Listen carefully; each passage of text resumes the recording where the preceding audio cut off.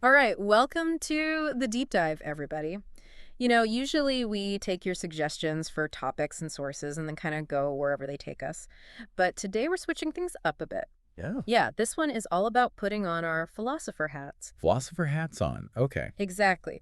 You specifically asked us to really dig into the conceptual side of cell biology. Hmm. So we're going to be looking at cells not just as these biological things, but as these like philosophical objects. Interesting. And you gave us some awesome material to work with, especially the Stanford Encyclopedia of Philosophy entry on, well, the philosophy of cell biology. Of course. It's going to be less about memorizing the parts of a cell and more about exploring how scientists have thought about cells over time and how those ideas about cells are connected to some really big philosophical questions. Big questions indeed. Like, what does it even mean to be alive? Ah, the age-old question. Exactly. Yeah. So, are you ready to dive into this philosophical soup with me? I am always ready for a good philosophical soup, Hmm. especially one with cells in it.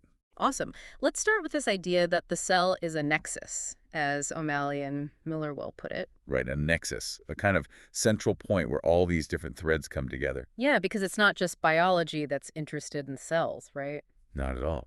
When you think about it, to study a cell, you need so much more than just biology. You need incredible tools like microscopes. You need sophisticated methods to, like, separate different parts of the cell. You need to understand the chemistry of those tiny molecules and the physics of the forces at work inside them. Exactly. Scientists are always coming up with new models and theories to try to explain how all of that complexity works together. And all of this happens within a community of researchers, which has its own history and its own ways of doing things. But the cell itself, this tiny little thing, becomes this meeting point for all these different scientific fields and technologies and ideas. And it's not just science either.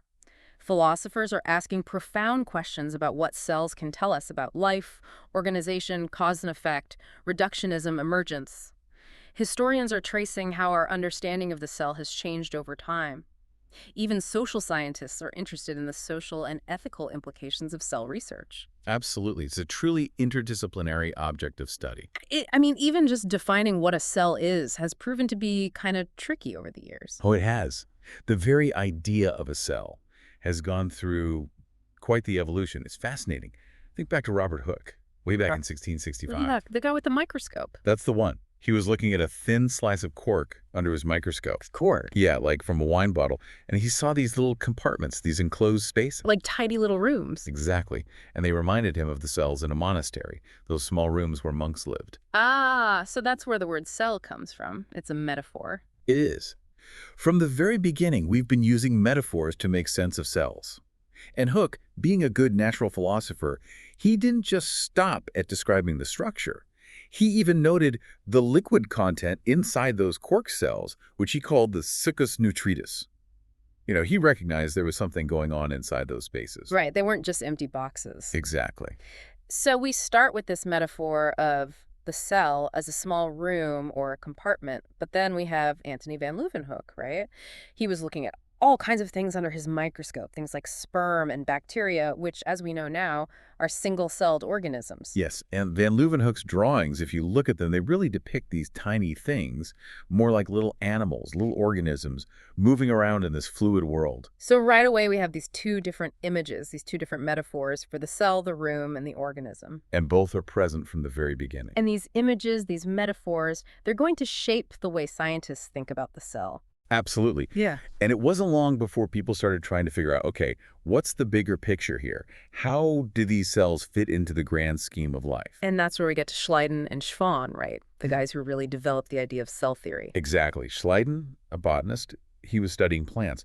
And in 1838, he really solidified this idea that plants are essentially collections of these independent little beings, the cells. So instead of a whole organism, it's like a community of cells. Precisely. And Schleiden, he particularly focused on the nucleus, that dense area inside the cell. He saw it as a key feature. The control center, maybe? Possibly. Then, a year later, Schwann comes along. He's a zoologist studying animals. Yeah. And he says, hey, this whole cell thing, it's not just for plants. It applies to animals, too. In fact, he proposed that the cell is the basic unit of all living things. Wow, so they were really putting the cell front and center in biology. They were. And they also proposed this universal principle of development based on how cells form. But what's fascinating is they thought cell formation was similar to how crystals form. Really? Crystals, that seems a bit off to us now. It does, doesn't it? But Bechtel points out that Schwann was really committed to this idea of finding mechanistic explanations for life. Explaining things based on physical laws, not some mysterious force. Exactly. And at that time, there weren't any known mechanisms for cell division. So the crystal metaphor, it provided this sort of physical model, even if it turned out to be wrong. It was a placeholder, I guess. You could say that. Of course, it was Virchow who later corrected this with his famous phrase, omnis cellula e cellula. All cells come from cells through division. And this was based on his work on diseases, how they spread from cell to cell. So cell theory is starting to solidify, but there's this other idea brewing at the same time, the protoplasm theory. Ah, protoplasm, the goo inside the cell. This was a very different way of thinking about the fundamental unit of life. Instead of the cell as a container, it's the stuff inside that's really important. Precisely. Von Moll, Dujardin, even Huxley were all proponents of this theory. They emphasized this universal living substance, the protoplasm, as the real key. Huxley called it the physical basis of life. Wow, so we have this battle of the fundamentals, the cell versus the protoplasm. Right. Sachs, a German botanist, he had this great analogy. He said, it's like asking whether the bee or the honeycomb is more fundamental. Is it the bee, the living protoplasm, or the honeycomb cell, the structure that contains it? Okay, that's a great analogy. So did one of these theories win out in the end? Not entirely. It wasn't a clear-cut victory for either side. In 1861, Schultz offered a kind of compromise. He defined a cell as a lump of protoplasm inside of which lies a nucleus. Okay, so he brought the protoplasm into the definition of the cell itself. Clever. It was a way to acknowledge both the importance of the structure and the substance. And around the same time, this new metaphor starts to emerge, the laboratory metaphor. The cell as a laboratory. Yes. Raspail, a French chemist, was one of the first to really depict the cell as a place where all sorts of complex chemical reactions were taking place. Like a tiny little chemistry set. Precisely. And this metaphor, it really pushed scientists to start investigating the chemistry happening inside cells. Unger, another botanist, he described the cell as a powerful chemical workshop. And Virchow, he compared the cell to a factory for converting starch to sugar. These metaphors helped shape the research agenda. They gave scientists a way to think about what questions to ask and what experiments to do. And then, of course, we have Buchner's famous experiment with yeast and fermentation. Ah, yes, Buchner's accidental discovery. It really shook things up. Pasteur had argued that you needed whole, living yeast cells for fermentation to happen. This fit with a kind of vitalist view that life involves some special non-material force. Right, not just the physical and chemical stuff. Exactly. But Buchner accidentally discovered that fermentation could happen even without intact cells. He had this yeast extract, basically ground up yeast cells, and it was still able to ferment sugar. So, no mysterious life force needed. Just the right chemical ingredients. That's how it seemed. And this discovery, it really boosted this idea of the cell as a factory, a place where chemical reactions are carried out by specific machines, the enzymes. And it really paved the way for modern biochemistry, the study of those enzymes and the reactions they catalyze. Absolutely. And as scientists started identifying specific organelles within the cell, like little compartments and The structures. mitochondria, the Golgi apparatus, the endoplasmic reticulum. Exactly. The metaphor shifted even further. The cell wasn't just a factory. It was a factory filled with machines. Machines in a factory kind of view. And it's interesting how for a while there were these two separate tracks of research. You had cytologists focused on the structure of those machines, how they looked under the microscope. And you had biochemists studying the chemical reactions, trying to figure out the steps and the molecules involved. So it was like two different worlds. In a way, yes. But then the development of cell fractionation techniques and electron microscopy, they really brought those two worlds together. Cell fractionation, that's where you spin cells really fast in a centrifuge to separate the different parts based on their density. Yeah, right? exactly. And then electron microscopy allowed you to see those isolated components in much greater detail than a light microscope could. So for the first time, researchers could really link those biochemical reactions to specific organelles. You could see where the action was happening. Precisely. And this was a huge step forward in understanding the cell as an integrated system. But it doesn't stop there, right? The metaphor keeps evolving. It does. As researchers delved deeper into the inner workings of the cell, they realized it wasn't just a static factory. Right, things are moving around there. It's not just a bunch of machines sitting still. Exactly. The discovery of the cytoskeleton, those networks of protein filaments that give the cell its shape and its ability to move, and then the identification of molecular motors, these proteins that literally walk along those filaments, carrying cargo. Like tiny little delivery trucks? Exactly. Uh, This realization led to a new metaphor. The cell as a city with bustling traffic. The cell is dynamic, constantly moving, constantly changing. it's a much more lively image than that old static factory. And for you as a listener, this highlights how metaphors haven't just been ways to describe cells. They've actually shaped the direction of research. So the metaphor scientists use, they're not just window dressing, they actually influence what scientists see and what questions they ask. Precisely. As Reynolds argues, these metaphors are just as fundamental to how we understand cells as the actual lenses of a microscope. So, okay, we've seen how the very idea of what a cell is has changed over time, but underlying all of this is a really big philosophical question. And that is, Are living systems, like cells, fundamentally different from non-living systems? the age-old debate between mechanism and vitalism. Right. On the one hand, you have the mechanists who say that living organisms are basically just really complex machines. They can ultimately be explained by the same laws of physics and chemistry that govern non-living matter. And on the other hand, you have the vitalists who say, no, there's something special about life, something that can't be reduced to just the physical stuff. Like a vital force, some kind of non-material essence that animates living things. Exactly. And this debate goes way back, even before cell theory. But the discovery of the cell, this tiny unit of life, it really brought the debate into sharp focus. Because now you had this basic building block of life that you could study. And the question was, can we explain everything about this building block, everything about how it works in purely physical and chemical terms? And the vitalists would say, no, there's something more, something we can't capture with just our microscopes and test tubes. So how did this debate play out in the context of cell biology? Well, one of the early arguments for vitalism came from the apparent lack of predictability in living systems. Bichat, a French anatomist, pointed out that living organisms don't always behave in a strictly deterministic way. They seem to have a kind of agency, a way of resisting external forces and maintaining their own internal order. Like even a simple cell can move towards food or away from danger. Exactly. And Bichat argued that this kind of behavior, this ability to resist death and maintain oneself, it pointed to something beyond just the mechanical interplay of parts. But then you have Claude Bernard, a pioneer of experimental physiology, who comes along and says, wait a minute, this apparent unpredictability, it's because we're looking at organisms from the outside. From the outside, yes. Bernard argued that if you look at the internal environment of an organism, the conditions inside its body or even inside a cell. The internal milieu. Exactly. That internal environment is actually very tightly regulated. It's maintained in a state of balance, what we now call homeostasis. So even though the external world is constantly changing, the internal environment stays relatively stable. And this stability, this homeostasis, it allows for predictable behavior, for the orderly functioning of cells and organs. So Bernard is basically saying that the vitalists are wrong because they're not looking closely enough? Well, he's saying that their argument based on unpredictability is flawed. And he's providing a mechanistic explanation for how organisms maintain their own internal order. He's not denying that living systems are complex and organized, but he's saying that this organization can be explained by physical and chemical processes. Okay, so Bernard is pushing back against vitalism, but the debate doesn't just disappear. It doesn't.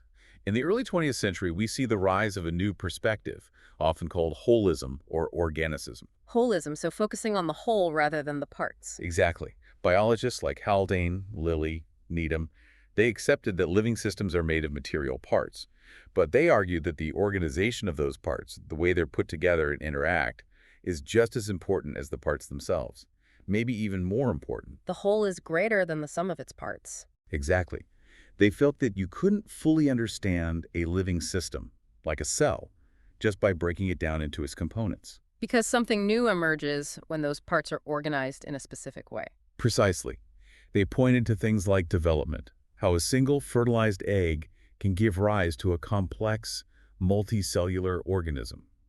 They argued that this process couldn't be explained just by looking at the individual genes or molecules. There had to be some organizing principle at work, something that coordinated the activity of all those individual parts. Right. And J.S. Haldane, a prominent physiologist and one of the leaders of this holistic movement, He was particularly skeptical of the idea that life could have arisen from non-living matter through purely mechanistic processes. He felt that the complexity and organization of even a single cell was just too great to have happened by chance. So we have the mechanists on one side, emphasizing the parts and their functions, and the holists on the other side, emphasizing the organization and the emergent properties of the whole. And this debate, this tension between the parts and the whole, it's been a recurring theme in the philosophy of biology ever since. And right in the middle of this debate is this concept of emergence. Yes, emergence. It's a slippery concept. Because it seems to suggest that something new can come into existence when you put the right parts together in the right way, something that wasn't present in the individual parts themselves. Exactly. Boogert and colleagues have offered a helpful way to think about emergence in the context of systems biology. They say that emergent phenomena can be fully explained by the way components behave within a specific system, but not by how they behave in isolation. So it's not that something magical happens, it's just that the context, the specific organization of the system, it changes how the parts function. Precisely. And this idea of emergence has been particularly relevant in cell biology, where you have these incredibly complex interactions happening within a tiny enclosed space. Think about something like consciousness. Consciousness, that's a big jump from cells. Well, some philosophers and scientists believe that consciousness might be an emergent property of the brain. So even though individual neurons might not be conscious, the way they're organized and interact with each other somehow gives rise to consciousness. That's the idea. And it's a concept that has fascinated philosophers for centuries. Can we understand the mind simply by studying the brain? Or is there something more, something that emerges from the complexity of those neural networks? So emergence is still a very active area of debate, even today. It is. And in the 1970s and 80s, a group of theoretical biologists, people like Patty, Rosen, and Polanyi, they tried to bridge this gap between the parts and the whole by focusing on the idea of constraints. Constraints. Yes, they argued that to understand living systems, you can't just focus on the components and their properties. You also need to understand the constraints that are operating on those components. Constraints like limitations or rules. Exactly. They drew on concepts from classical mechanics. Think about a simple pendulum. Okay, a weight swinging back and forth on a string. Right. The movement of the pendulum bob is constrained by the length of the string and by gravity. Those constraints determine the pattern of its motion. So even though the bob itself could potentially move in any direction, the constraints limit its possibilities. Exactly. And the theoretical biologists argue that living systems are full of constraints, both physical and biological. These constraints shape the behavior of the components and determine the overall organization of the system. And crucially, they argue that these constraints weren't just dictated by fundamental physical laws. They had to be empirically discovered by studying actual living organisms. So you can't just predict how a cell will behave based on the laws of physics and chemistry. You need to also understand the specific constraints that are operating within that cell. Right. And this idea of constraints, it suggests that there might be inherent limitations to a purely reductionist approach in biology. Because you can't reduce the complexity of a living system to just the properties of its parts. You need to also understand the context, the constraints that are operating on those parts. Precisely.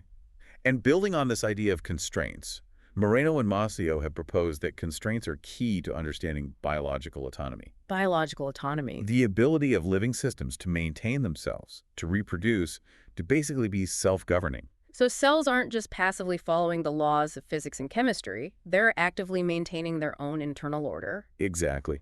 And Moreno and Masio argue that the constraints within a cell, they actually direct the flow of energy and matter in a way that allows the cell to maintain its organization, synthesize new components, and resist the tendency towards disorder that's inherent in all physical systems. Like a constant battle against entropy. Exactly. And they highlight the importance of flexible constraints and control mechanisms, like feedback loops, which allow cells to regulate their internal processes in response to changes in their environment. Think of a simple thermostat.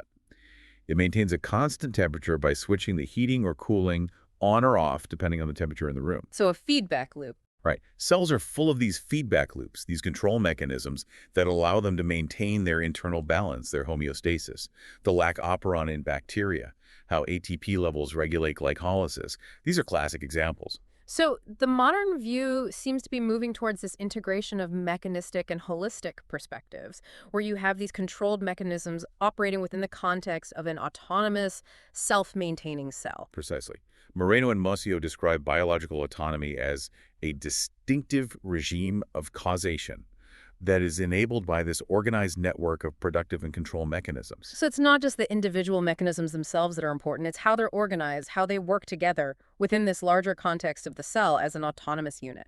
Exactly. And for you as a listener, it's a reminder that even at the level of a single cell, life is incredibly complex and dynamic. It's a constant interplay of parts and whole, of mechanisms and organization. And understanding this complexity, it requires more than just knowing the names of the organelles or the steps in a metabolic pathway. It requires thinking about the big picture, about the philosophical frameworks that shape our understanding of life itself. Absolutely. Okay, so we've talked about what a cell is, about the philosophical debates surrounding mechanism, vitalism, and holism. But now, let's switch gears a bit and talk about how scientists actually study cells. Because this is where things get really interesting from a philosophical perspective. Oh, yes. This is where we get into the nitty-gritty of scientific practice, Yeah. and it's full of philosophical challenges. Because it's one thing to talk about cells in the abstract, but it's another thing entirely to actually observe them, to figure out how they work, to build explanations. Exactly. And one of the key issues here is representation.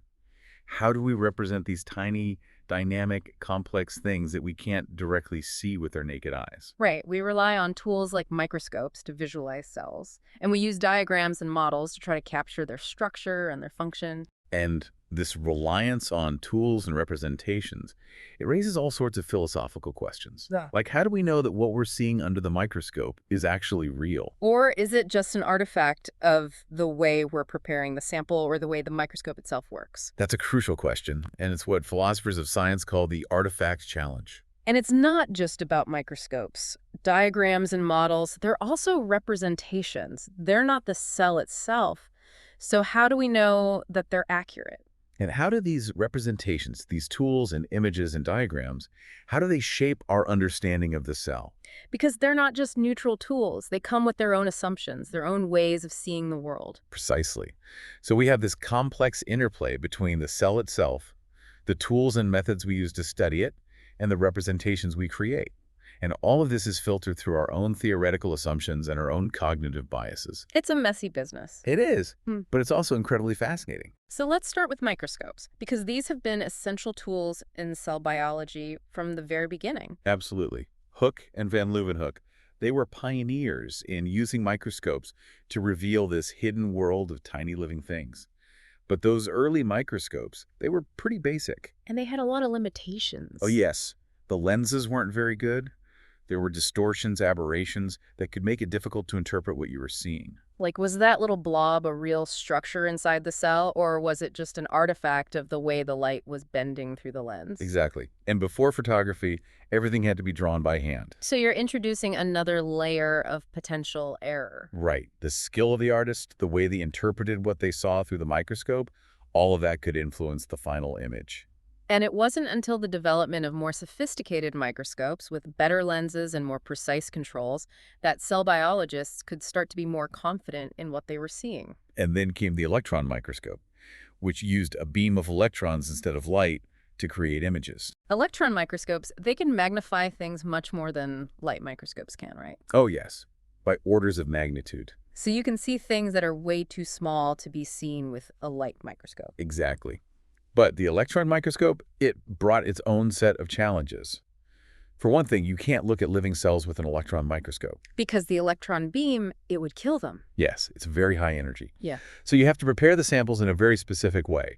You have to fix them, usually with chemicals, to preserve their structure. But that fixation process, it could introduce artifacts, right? It could.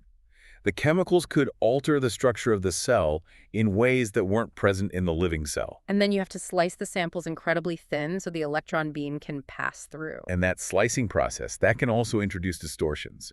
It's like trying to slice a loaf of bread with a butter knife. You're going to get some squishing and some tearing. So even with these incredibly powerful microscopes, there's still this uncertainty about whether what you're seeing is real or not. Exactly. And that brings us back to the artifact challenge. Bechtel, a philosopher of science, he's outlined 3 things that scientists consider when they're trying to determine if something they see in a micrograph is real or an artifact. A micrograph, that's just a fancy word for a picture taken with a microscope. Precisely. So the first thing scientists look at is the quality of the micrograph itself. Are the patterns clear? Are they reproducible? So if you take multiple pictures of the same thing, do they all look the same? Right. The second thing is robustness. Can you get similar results using different techniques? So if you prepare the sample in a different way, or if you use a different kind of microscope, do you still see the same structure? Exactly. And the third thing, and Bechtel argues this is often most important, is theoretical plausibility. Does what you're seeing make sense? Yes. Does it fit with what we already know about how cells work? So if you see something really weird, something that doesn't fit with our current understanding of cell biology, you might be more skeptical that it's a real structure. Exactly. And we have some great case studies that illustrate this artifact challenge. Take the Golgi apparatus, for example. The Golgi apparatus, that's the organelle that packages and sorts proteins, right? It is. But back in the late 19th century, when Golgi first described this structure, using a light microscope and a silver nitrate staining technique, a lot of people were skeptical. They thought it was just an artifact. Yes. Some prominent cell biologists, including Palade, who later won a Nobel Prize for his work on cell structure, they thought that what Golgi was seeing was just an artifact of the staining process. So they didn't believe it was a real organelle. Right. And Palade, he even produced these artificial structures called myelin figures that looked very similar to Golgi bodies, just by adding osmium tetroxide to egg white. Wow, so that seemed like pretty strong evidence against the Golgi apparatus. It did. But eventually, the evidence for the Golgi apparatus became too strong to ignore. Palade's own lab showed that newly synthesized proteins actually passed through the Golgi apparatus on their way out of the cell. So it was functionally important. Exactly. And that made its existence much more theoretically plausible. So the Golgi apparatus went from being dismissed as an artifact to being recognized as a key organelle. It did. And it's a great example of how the artifact challenge is often resolved not just by methodological considerations like robustness, but also by theoretical considerations. Now, we also have the case of bacterial mesosomes, which went in the opposite direction. Ah, yes. Mesosomes. These were inward folds of the plasma membrane in bacteria that were seen in early electron micrographs. And for a while, people thought they were really important. They were implicated in DNA replication, cell division, all sorts of things. But then they were rejected as artifacts. They were. In the 1970s, people started to realize that mesosomes were absent in micrographs prepared using different techniques, like freeze-fracture microscopy. And there was growing evidence that the chemical fixatives used to prepare samples for electron microscopy, they could actually induce the formation of mesosomes. So the mesosomes were actually being created by the preparation process. Exactly. And this led to their rejection as real structures. It's amazing how something that was so widely accepted could turn out to be an artifact. It is. And it just shows how important it is to be constantly questioning and testing our assumptions, especially when it comes to what we see under the microscope. So microscopes and micrographs, they're clearly essential tools in cell biology. But cell biologists also rely heavily on diagrams. Oh yes, diagrams are everywhere in cell biology. And they seem to serve a different purpose than micrographs. They do. Micrographs, they're trying to capture the detail, the complexity of what the cell actually looks like. Diagrams, on the other hand, they're more about simplification, about highlighting the key features and relationships. They're more schematic, more abstract. Exactly. Mindshine, a historian of science, she analyzed Wilson's famous textbook, The Cell, which was first published in 1896. And she noticed something interesting. In the earlier editions, Wilson relied heavily on photographs. But in later editions, he started using more and more diagrams. So a shift from detailed images to simplified representations. Right. And Mindshine argues that this shift reflects a growing confidence in the theoretical interpretation of the observations. It's a move from simply presenting data to actively representing the underlying theory of how the cell is organized. So the diagrams, they're not just illustrations, they're actually tools for thinking about the cell. Exactly. And as our understanding of the cell has evolved, so have the diagrams. We've gone from these more iconic diagrams, where the organelles are represented by little pictures. Like the classic textbook diagram of the cell with the nucleus and the mitochondria and the endoplasmic reticulum all neatly labeled. Yes. We've gone from those kinds of diagrams to more symbolic diagrams as our understanding of the cell has become more molecular and more biochemical. So diagrams of protein interaction networks, gene regulatory networks, metabolic pathways. Exactly. And we also have what are called mechanism diagrams. These diagrams try to represent the steps in a particular cellular process, like cell division or protein synthesis. They're like little flow charts. Right.